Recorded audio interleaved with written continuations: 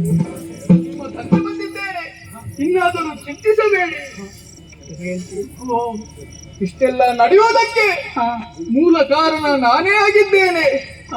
ನಾವು ಆಚಾರ ತಪ್ಪಿದ್ದೇ ಇದಕ್ಕೆ ಕಾರಣ ಆಗಿದೆ ಕಣಿ. ಯಾವ ಆಚಾರ? ಈ ಹಿಂದೆ ರಥಮಂಟಪದಲ್ಲಿ ಮುಸ್ಸಂಜೆ ಹೊತ್ತಿಗೆ ನಾನು ಮಲಗಿದಂತಹ ಪ್ರಕರಣವು, ಅಥವಾ ಅವಸರದಿಂದ ಎದ್ದು ನನ್ನ ಪೂರ್ತಿ ಪಾದವನ್ನು ನಾನು ತೊಳೆಯದೆ ಅರ್ಧ ಪಾದವನ್ನು ತೊಳೆದವನಿದ್ದೇನೆ. ಇದರಿಂದ ಶನಿ ನನ್ನನ್ನು ಹಿಡಿದವನಿದ್ದಾನೆ.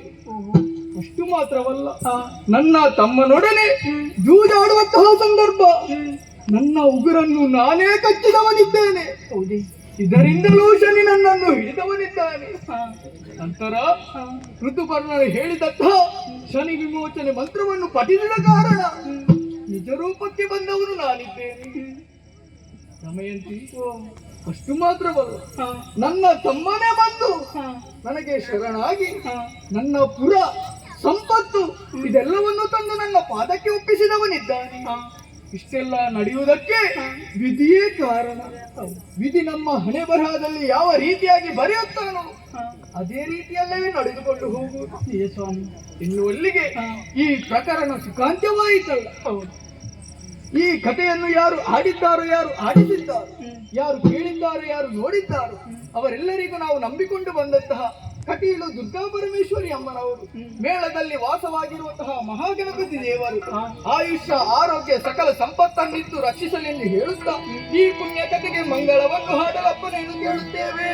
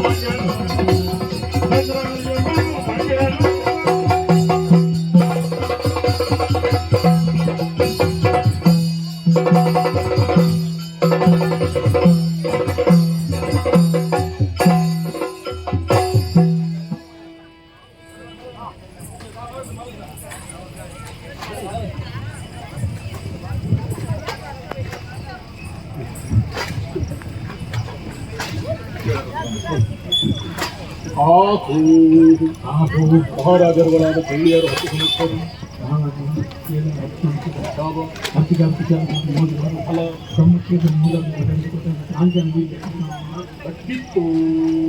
ಬಿಡಾರ